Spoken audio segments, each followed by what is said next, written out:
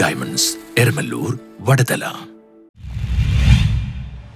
കൊച്ചി പഴയന്നൂർ ഭഗവതി ക്ഷേത്രത്തിലെ ലക്ഷദീപ കാഴ്ച ഭക്തിസാന്ദ്രമായി. മട്ടാഞ്ചേരി കൊട്ടാരവളപ്പിലെ കൊച്ചി പഴയന്നൂർ ഭഗവതി ക്ഷേത്രത്തിലെ ലക്ഷദീപ കാഴ്ച ഭക്തിസാന്ദ്രമായി. കൊച്ചി രാജകുടുംബ ആരാധ്യ ദേവതാ ക്ഷേത്രമാണിത്.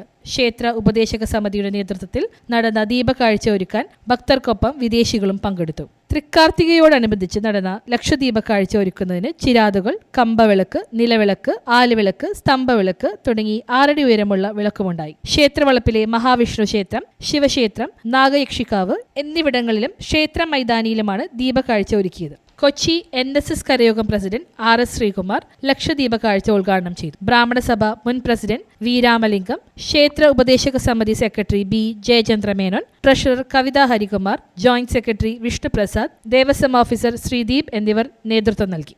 കൊച്ചി പഴയന്നൂർ ഭഗവതിയുടെ പിറന്നാളായിട്ട് കാർത്തികവിളക്ക് ഈ പശ്ചിമ കൊച്ചിയിലെ എല്ലാവരും ഒത്തുചേർന്ന് ആഘോഷിക്കുകയാണ്.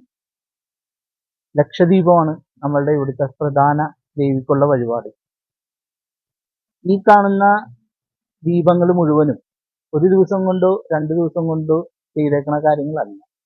ഭക്തജനങ്ങളും ഇവിടെയുള്ള റെസിഡൻസ് അസോസിയേഷനും അതുപോലെ ജീവനക്കാരും എല്ലാവരുടെയും ഒത്തൊരുമിച്ചുള്ള ഒരു പ്രവർത്തനത്തിന്റെ ഫലമാണ് ഇന്ന് നമ്മളിവിടെ ഈ കാണുന്ന കാർത്തികവിളക്ക്.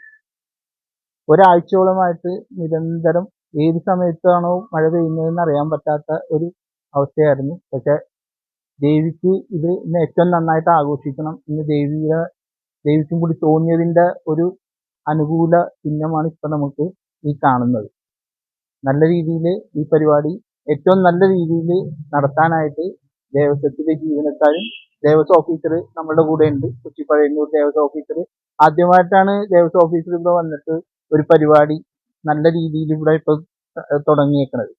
അപ്പോൾ ഇതിന് എല്ലാവരുടെയും അനുഗ്രഹവും എല്ലാം ഉണ്ടാവുമെന്ന് ന്യൂസ് ബ്യൂറോ, മട്ടാഞ്ചേരി.